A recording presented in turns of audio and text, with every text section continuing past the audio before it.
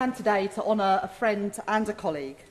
Along with shock, anger and grief, I have very many fond memories of Jo. Jo and I knew each other for around 10 years. I knew her husband Brendan for longer than that. We first met at a Labour Students' Conference about 18 years ago, and it was through Brendan that I first met Jo. I remember them coming round for dinner at the house of my husband and I in London, and us visiting them on their boat, first in Ladbroke Grove and then later in Wapping.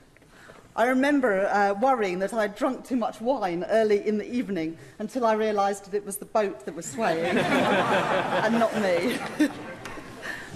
I remember talking with Jo about her future shortly after I became an MP. She was thinking about standing for Parliament and spent a day shadowing me in my Leeds West constituency, talking to constituents about their problems, campaigning with party members and attending meetings. By the end of the day, a lot of people weren't sure who the MP was and who was doing the shadowing. Jo had a way with people, a way of relating to people from all walks of life, and she had a real way of doing that. Her main hesitation about a parliamentary career was her young family. She worried, as many of us do, about whether you could be a great MP and a great mum at the same time.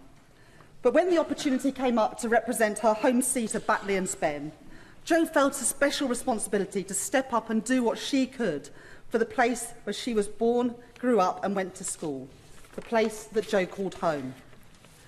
Jo wanted to make the world fairer, more equal, more tolerant and more generous. We all have better instincts and deepest fears. Jo appealed to our better instincts, our sense that, as she said in her maiden speech, what we have in common is greater than what divides us. Jo wanted to make the world fairer, more equal, more tolerant and more generous. We all have better instincts and deepest fears.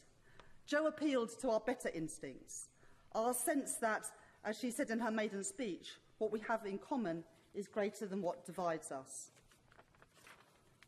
On Friday morning, less than 24 hours after Jo was killed, I sat in a coffee shop in Batley, just a few minutes away from where Jo had been murdered.